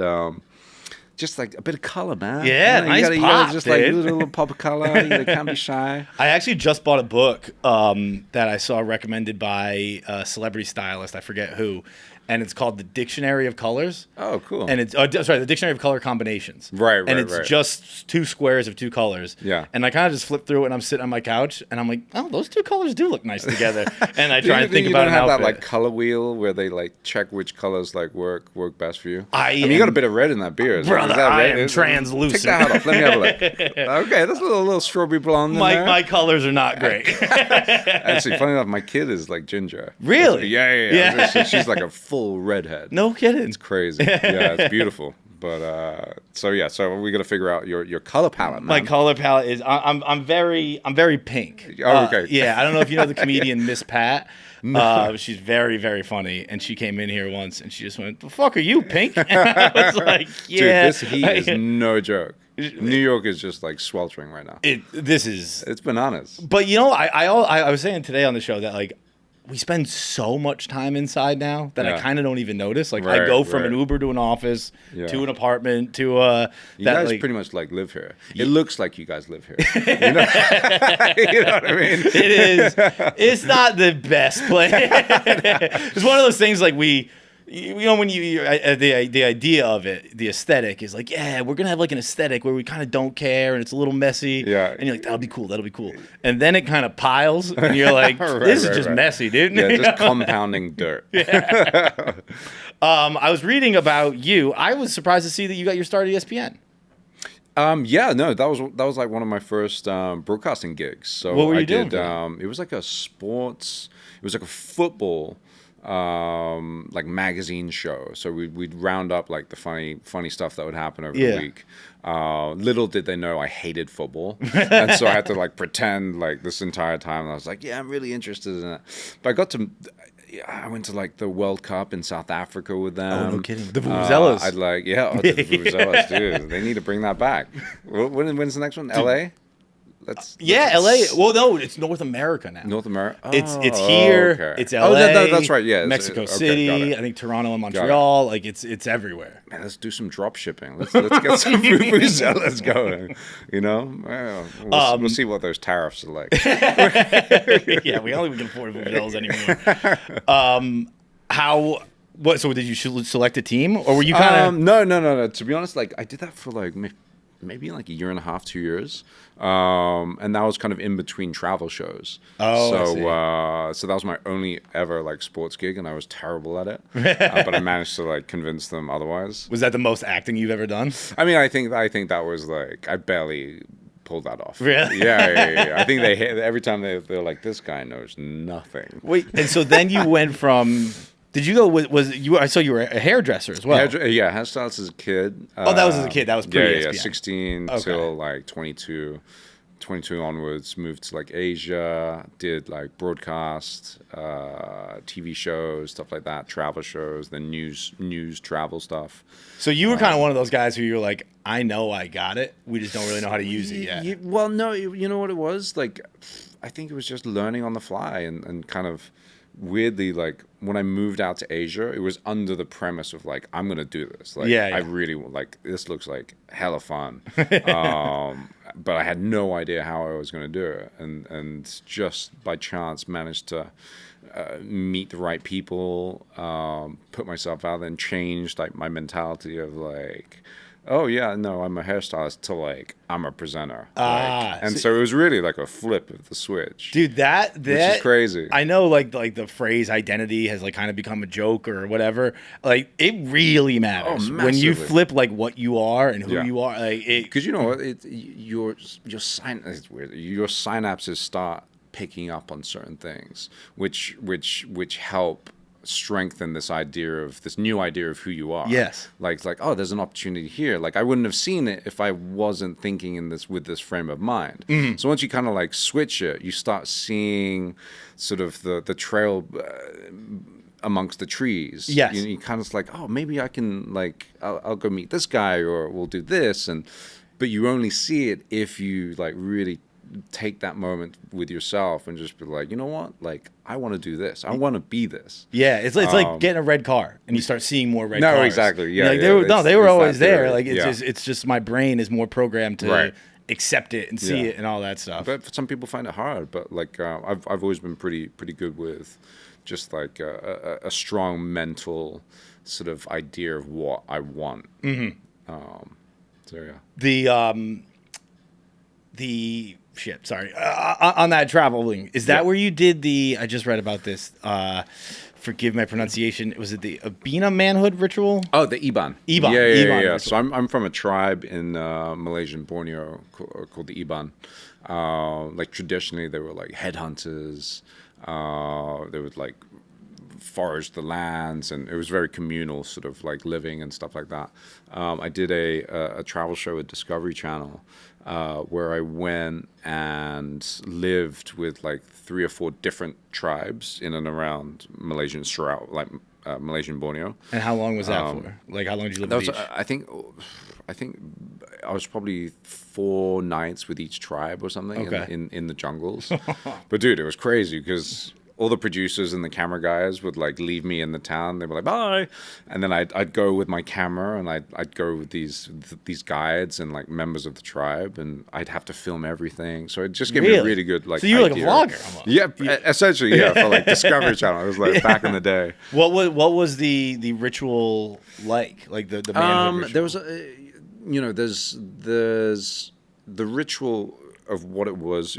It's called a bajilai. A bajilai is essentially like a journey into manhood. Mm-hmm. So you would essentially go before you turn 18, and it's kind of like a walkabout. So the Aboriginals would call it a walkabout, where they would go out into the deserts, or they would go out into sort of like the Australia, and you kind of connect with your ancestors, and you kind of survive off the land and things like that. Did you feel that?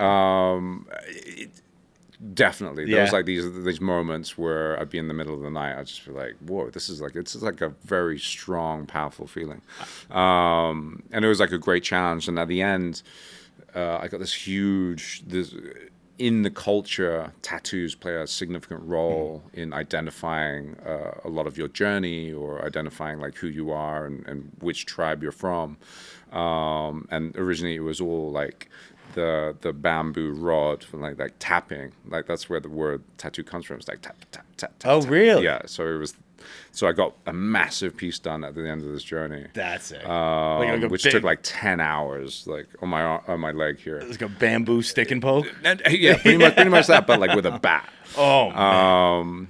And the idea of that program was to come full circle, go on this journey, but then ended at my wedding. And so it was like this journey before turning into a man. That's really cool. Yeah, we shot my wedding in Malaysia. And it was just like this beautiful journey. That's really fucking cool. Yeah, very cool. Congratulations. Yeah, thanks. That was a while back, man. That was like 6 months. No, it was like 5 months before Crazy Rich. Really? Like they yeah. Dude, Crazy Rich Asians. I don't think we have to talk about it. Is that movie is honest to God? Actually, this is we've written a TV show. Oh no! and these are some of our scripts for one of our episodes. Crazy Rich Asians is in the script. Oh, nice! Yeah, dude, it became such a cultural reference. It's what about it makes us cry so much during it? Because I'm not a huge. I think crier. the humanity of it all. You think so? I think it's the perfect sort of storytelling, and just the joy of kind of like this exotic view of like a place that we don't get to see in media very much, right. like Asia, but seeing it through this lens, and it's common stories that everybody sort of like, you know, filial pressure from your parents or your whoever, the person that you're marrying, and you know, love conquers all. You know, it's just one of those thematic, like universal themes. When you get on that plane. Every time. I don't know what, like, I have few movies where I'm like, I will cry. It's Independence Day. Armageddon. Yeah. You know, you can throw in, like, Rudy. I don't cry during Rudy, but I know everyone says that. But Crazy Rich is right there on my list of, like, that's a guaranteed you know, cry. everybody gets it on the wedding scene. Yes, the wedding scene as well. When she's like, there's that moment between the two characters where, oh, I love you. Would you say that, like, not even that, but just more broader, what roles do you have, like, are you doing where you're like, I'm not even acting? Like that, like you're I think kind of that definitely was like the closest to. Just like I'm just the super easy, charismatic. and that was, you know, that's the best role to kick off a career, because especially like new to acting, if it was some character piece, it would be like. But that's why John wanted me, right? Because he saw all these sort of tapes of my travel shows and stuff on YouTube, and then it was like, that's the guy we need. We need somebody who's like a companion, like somebody who you want to hang out and have a beer with, and like, just to hang out with him because he's fun and cool. And that's just you. So that was and so it really helped to get the role. You know, it's hard. Yeah, it had to be a genuine like role like that. What kind of movies do you typically watch? Like if you're.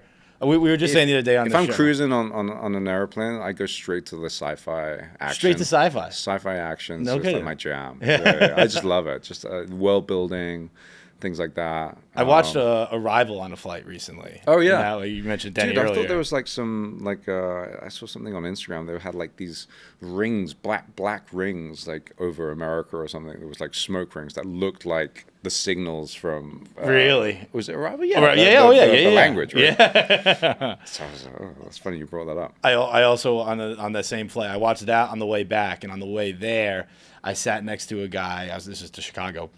I sat next to a guy who was a physicist. Yeah, he was going to Chicago to go to the Fermi lab and look at their collider and see what they're doing with atoms. And he was explaining all this to me in great detail. And he's a very smart man, obviously.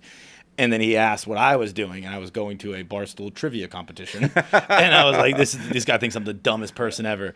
And then I put on a Working Man and with the Jason Statham's new one, and I was like, he definitely thinks I'm dumb. Look, I like the movie. What do you want me to tell you? But it's not. It's not the highest whatever. But I say that because two movies that I get pressured to watch a lot. It's not even pressured. I get told like, this is a movie that was made for you. Right. You will love it. Right. And I know I will. But they're two of your movies. And no joke. I'm feeling very vulnerable right now. Yeah. But I've never seen The Gentleman, and I've never seen Ministry of Ungentlemanly Warfare. Oh, dude, they're awesome. They're I'm the first to like toot that horn. Is like, that's a great movie. Did you see the series? I haven't seen the series either. Okay, watch the film first then. I don't know what it is about it, because I love Guy Ritchie. I'm watching Mobland right now. Like, I'm a huge Guy Ritchie guy, but people tell it to me so often that then when I hit play, I feel so much pressure to enjoy it. I know that feeling. No, I totally know that. I'm like, I can't do it right now. I can't do it right now. No, and Ministries was like one of the ones that kind of got like I don't know why it didn't get like a bigger sort of presence. Yeah. But like everybody that comes up to me and has watched it, they're like, dude, that was like one of the best popcorn movies that I've seen for like ages. It's just so like fun. It's great cast. It's I now that I've told you, there's Reacher and Superman in it. It's just like, how could you get that? Like, it's crazy. I'm gonna watch one tonight because I was trying to think do Ministry just to ease yourself. Do Ministry first. Yeah, okay. Why not? Done deal. Honestly, that just made it so much easier. There for me. you go. Like all of my friends have just been pressuring me for probably 10 years now. Like when did Gentlemen come out? It's kind of like it's just Inglourious Bastards with Guy Ritchie, you know. Well, I mean, Inglourious Bastards, that's my favorite movie. Yeah. So Inglourious Bastards that is so good. And actually, we have that chap in it. I forget his name, the German fella, but he's in Ministry as well. Oh, Christoph Waltz? No. I don't even think he's German, is he? I forget his name. Anyway, you'll know exactly who it is. Yeah. What are you doing lately? Like, and I don't mean work. I mean, like, what are you up to? Hanging out. Like when you're like, what do you do? We just moved to London. You just moved back to London? Yeah, we're in LA for like 6 years. I did 9 Perfect Strangers in like Munich for 6 months last year. Really? I was away from home for so long. Have you felt that? I've heard a lot of talk about the movie industry leaving LA. Oh, completely. Yeah. Completely. I mean, I've never filmed in LA. No. I was there for 6 years. I've never, ever once filmed in LA. Really? Or California, for that matter. So what is the argument? I did Minnesota for like 3 weeks. And I did... That's it. Really? Yeah. So is there... Like, what made you wait 6 years to leave then? I think it was the fact that, like, if I'm going to continue with this career and like bringing up kids, like I want to be able to get to them. Yeah. And LA is just the other side of the world. It is. Like, LA sucks. And everybody's like either filming, you know, you can film in Toronto. Even Toronto is like a 5-hour, 6-hour flight. Yeah. London's like however long, but a lot of projects are filming in Europe. And I would rather have like a 2-hour flight on a Friday night and be with my kids for like the weekend and then travel out again Sunday and have some sort of balance, because these productions go heavy and like for long as well. Yeah. That makes sense. I didn't realize it was 6 years. I thought it was a very recent thing, like it's just kind of starting. But 6 years is 6 years no shooting in LA. I've never done anything in LA. Are you happy to be home? Yeah, it's pretty amazing. Yeah. I'm going for my first time in 2 weeks. Let me know. Yeah, I'll give you some recommendations. I'm going to Wimbledon. Okay. And then we're only going for a weekend, but weirdly enough, to cover it or just like no, I'm just going with a friend. Okay, nice. Yeah, I was getting dinner with a friend recently, and he was telling me that he's got to be there. Wimbledon. Yeah, he's like, I'm gonna be in. Why not? I'm gonna be in London for work. I think I'm gonna check out Wimbledon. And I was like, maybe I'll come along. And then that weekend was the French Open, so I watched that Alcaraz Sinner match that went like 6 hours. Dude, yeah, that was so sick. And I texted him, I was like, "Fuck it, dude, I'm coming." Yeah, that was awesome. Yeah. But awesome. only for the weekend. But I very oddly saw a clip of John C. Reilly on a podcast I like called Throwing Fits. And is that when he's like wearing this like Canadian tuxedo? Exactly, some insane thing. So good. He's so handsome. Yeah, that's so awesome. He just happened to, in that clip, be talking about his favorite restaurant in London, and I'm wondering if it's good. Bob Ricard. Never heard of it. Never heard of it. Maybe I'm out of the loop. Okay, I have no idea when this is from. Ricard? Yeah, his selling point was every table has a button on it that says "Press for Champagne," and you press it, and they bring you champagne. And I was like, pronouncing it right? Cool. Is there? Back. No, it's Bob Ricard. Bob Ricard. BOBRICARD. Really? Yeah. Okay. No, I have to find this place because that's insane. Gets the Henry Golding seal. Yeah, there you go. No, the food scene's awesome. There's like my personal favorites, Dorian, Notting Hill. Great. One of the best steaks you'll ever eat. Dorian. Yeah. Okay. Or there's new ones, Lita in Marylebone. That's a dope place to. Are you out and about a lot? Or are you like you say stay home? Dinner and a cigar. That's me. Yeah. That's my night out. Dude, I love that. When did you get into cigars? Quite a while back. Yeah, like when I was still back in Singapore. So must be at least like 10 years at least. Really? Yeah, for sure. It's like the one thing I can't do. No? You're missing out. I can drink 1,000 beers. I can yeah. do whatever. You want to go out? We can go Yeah. out. I'll be out all night. But a cigar will put me in my grave. Really? I did. There was one Maybe time. you're smoking it wrong. I must be. There was one time I was out. I was at a friend who is an Army veteran, and he had like a little weekend getaway with some of his friends. So it was him, Army guys. You're in London though, right? Like, so let me. Just, as I remember this, there's what is it? There's a guy, Edward Sorwakian or something like that. But him and his father run this like cigar shop in the UK. But if you're ever going to learn how to smoke from somebody, that's the place to go. It's like this like I think I have to learn institution how to smoke as a whole. Oh, I don't think I know how to smoke cigarettes. I don't think I know how to smoke weed. I don't think I know how to smoke cigars. I think I'm bad at smoking. Yeah, there you go. Yeah, it's not great for your health. Yeah. That's it. I'm doing some health. Sorry, I interrupted you. No. It was me and like 8 Army veterans standing around a fire smoking a cigar, and I just got so sick. Right? So we're standing around this fire pit, and I'm like, I can't keep smoking this. Yeah. I will pass out and die. Yeah. But I can't. It was a snow weekend, so there was nowhere to throw it because you Right. see where I threw it. Yeah. And I was like, all right, just lock in, John. Like, drop it, almost like rugby. I was like, drop it and kick it right into the fire at the same time. And I dropped it, did not kick it into the fire. Every guy who was like the epitome of a man was like, "You're throwing your cigar away." Yeah, you should have been like, "Look at the shooting star." Yeah. Oh man! So what's up next? What's going on next? Have a project next film shooting in London. In London, there you go. Yeah. It hasn't been announced yet, so I don't know if I won't reveal it. But that's like, all right. We won't waterboard it out of you. Yeah, no. But like. Yeah, it shoots in London, so I'll be on home turf. That's got to be amazing. That'd be awesome, yeah. I'm going to see how that balances with sort of the school run and trying to get to the studio. Yeah, is there a point where you might be like, well, now I wish I was further away because I can't do all of it. We'll see. But no, I mean, I think that's the whole goal is like having a balance with, some of these jobs you're away for 2-3 months and like you in the middle of nowhere. So to have it in your own backyard is like, that's awesome. Now, when you're away for like 2-3 months, how are you working 7 days a week, 5 days a week? No, usually like 5 days. You stick 5 days. to like a 5-day-a-week schedule.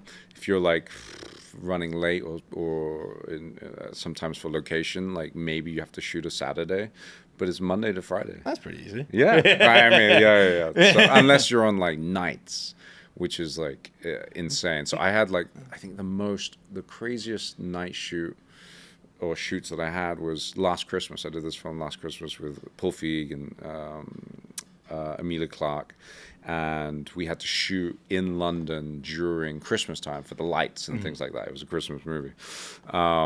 But the only way that we could do it was without the crowds and like everybody shopping. So we would have to film, we'd do reverse splits. So we would start at like, oh my God, we would start at 1 a.m, film nights into daytime shots. And so we would finish at 12 the next afternoon. That's got to... And we do that for like, it was like 3 weeks of it. Oh, it was the most insane. I had no idea where I was. I would wake up for breakfast/dinner and then I'd be like, I gotta go to work. And then you'd have to have a nap and then wake up again at like 12 midnight to get ready to be on set for 1. That's actually, we were talking about it earlier, Danny Boyle. They did 28 weeks later, 28 days later. Okay. That scene where Cillian Murphy's kind of just walking in front of Big Ben and stuff like that. Apparently, that was just they didn't have really the budget to close down London, so it was just like dawn in London. You can't do that now. That's impossible. I mean, I think back then there was less people, but now it's just busy all hours of the day. Thank you for saying that because I was looking at the pictures and I was like, I don't know, it looks pretty bright. I think there'd be a car in the city, right? But actually, like in the summer, the sun comes up at like 4:30, 5 a.m. Does it really? Yeah. Oh my God! So in London, I think so. I mean, I'm not up. I'm gonna have to get some so. blackout curtains. Exactly. Yeah. What kind of music do you listen to? Kind of music? That's a good question. It's weird. I have this rotation on Spotify of like one, I'm terrible at remembering things and names and things like that. So, have you heard of the band called The Dip? The Dip, no. I don't know how I got onto them, but like that's one of the ones that like rings a bell. That I can remember, that I can be like, hey Google, play The Dip. What kind of music's that? It's kind of like I'm blanking on the my dad was saying. See, I can't even remember. Like, I'm so bad at remembering it. It's so weird how like now you're saying how you can't find Kings stuff. of You can't Leon. remember. Jesus, I don't Kings know. of Leon. Oh, okay. The kind of Kings of Leon-y, like Yeah. kind of rocky, sort of poppy. I don't know. Like, no, that's Yeah, that's Rocky like- Poppy Rocky is Poppy, my like- exact genre. Like, yeah, Feel good stuff. But the my dad called me the other day, and he was just, I don't know why, he just had the weird question where he's like, "What's the best 3-song run on an album?" And I was like, "I don't know, dude." 3-song run? Yeah, I was like, "I don't know the name of songs." I hit Yeah, play yeah, and I put yeah, my phone in my yeah. pocket. I don't like. Completely. It makes me a bad fan, and I'm sorry about that. Yeah. But like, I don't. It's You not know- like you back know in what the day. I think for me, answering that question would be Incubus. Incubus? Morning View. One of the greatest albums ever like put together. But the intro into like the rest of the music is like, Really? oh man, it's so good. That's actually not too far off from what I ultimately landed on, was Counting Crows, August and Everything Oh yeah, After. no way, yeah. Kind of Crows is so Dude, good. dude, the best.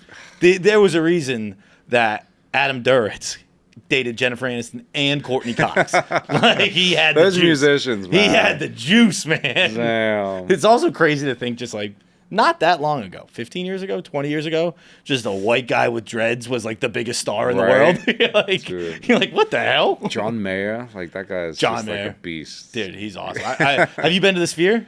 No, I haven't. No, I want to see Vegas? it. In Vegas, yeah. Does he perform there? or They no? do Dead & Co. So he plays with the Grateful Dead. Yeah. And he's done some shows there. I haven't been, but are you a concert guy? I've been to a few. I haven't recently. When Ray LaMontagne first came out, I saw him at the Royal Albert Hall. I did a few like festivals back in the day. I think the last one. What did I do? The last one. My wife went to a freaking amazing one, Fred Again, at the Hollywood Bowl. And it was like one of the greatest experiences that she's ever had. Like Fred Again- Fred Again's like amazing. He's one of those guys where like I hear about him and I know. I think Steve, I imagine your generation loves him. I hear about him from people your age. Generation. You're definitively a generation younger than me. No disrespect, thank you. But I don't know any of his songs. I'm sure if you played a song, I'd be like, oh, I know that one. Yeah. But I couldn't tell you any Feel of his good, stuff. like dancey, like stuff, dude. But it's just how technical he is with creating his music. There's like a great Tiny Desk episode where he does. You should watch that. Start with that. Start with that one. Before Tiny Ministry? Desk, Fred Again. Yeah, no, seriously. Like sometimes I just like I've watched it so many times, but it's just amazing how he compiled and he loops and he extracts from his like daily life, like voicemails that his friends have left. Oh, really? Or like clips of spoken word poetry, and then puts it into like these dance tracks. The dude So is that's a how it genius. really works, dude. You know, I remember seeing the Zac Efron movie. Remember that one with Emily with the DJ? Ratajkowski? I didn't watch it, but I know that scene. Where Dude, he's like, let me put something together. Yo, he's got And the she's nail like, gun out. Oh my god! I remember watching that movie, and I liked it because it was kind of just like it's a fun summer movie, Right. and I really enjoyed it. But I was like, that can't be how DJs make music, right? Like with a nail gun. Yeah. And I guess it is to an extent. Yeah. Lastly, before we let you go, I want to do one thing. I've never done this before. Yeah. I'm going to give you. Whoa. What we got? Money? Yep. No. Yep. From what? I'm giving you $100. What? And here's the deal. Next, you have to give it to somebody. Right. You can't break it up. You Right. have to give them $100. Okay. It can be to a homeless person. It can be to your friend. It can be to someone who's getting you ice cream today. Right. Whatever. And then just next time we talk, I want to hear about it.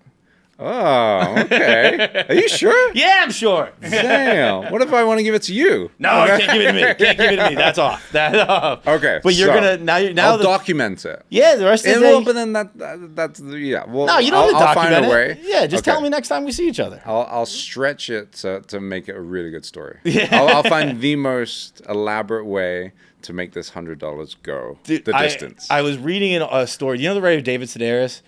And No. he's a writer who I very much like. Very, very funny. He's like Yeah. a humorist. He's in like the New Yorker a lot and stuff like that. And I was reading a story about him. He lives in England, and he had gotten dropped off by a cab, and the cabbie gave him $50 and said, The cabbie, yeah, like a reverse trip. And he's like, hey, yeah, just give it to someone today. And I remember reading it and being like, that is just so fucking That's cool, man. cool. Okay. And I happen I'll to tell have you, $100 on me today, so I'm doing it with you. I'll do a deal. When you're in London, we'll go for a beer, and I'll tell you the story. Okay, done All right? deal. So when you're in 2 weeks' time? I will be there July 11th to 14th, I believe. Okay. I'll have a story by then. We'll grab a beer. That worked out way better than I thought it was gonna. A pint, I think they call it in the UK. Yeah. That sounds like a good dude. Thanks, John, man. Henry, thank you so I much, appreciate man. it, brother. Dude, great talking to you. Enjoy Great seeing you Ministry again. tonight. Yes, I will. You better. That's what I'll tell you about it in London. I'll tell you about Ministry. Okay. You tell me about that. That's a deal. Go watch Old Guard 2. It is out now.